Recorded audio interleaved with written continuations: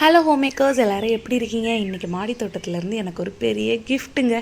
கிஃப்ட்டுனா வேறு எதுவும் எக்ஸ்பெக்ட் பண்ணிடாதுங்க. இயற்கை நம்மளுக்கு கொடுக்கக்கூடிய கிஃப்ட்டு தான் ஃப்ரூட்ஸ் அண்ட் வெஜிடபிள்ஸ்.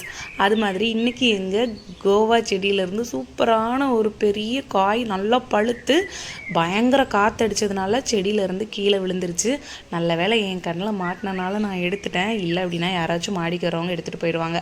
அப்புறம் பார்த்திங்க அப்படின்னா பாரிஜாதம் செடியில் 2 மொட்டு வச்சுருக்கு. எப்படா மொட்டு வைக்கும், முருகருக்கு பறித்து வைக்கலான்னு வெயிட் பண்ணிகிட்டே இருந்தேன். ஸோ நான் அழுது செடிக்கே கேட்டுருச்சு போல் 2 மொட்டு வச்சுருந்துச்சு. நிறைய பேர் சொல்லியிருந்தீங்க பன்னீர் ரோஸ்னால் இதுதான் அப்படின்னு சொல்லிட்டு. அதுவும் பன்னீர் ரோஸ் தான். அண்ட் இப்போ நான் காமிக்கிறேன் இதுவும் பன்னீர் ரோஸ் தான்.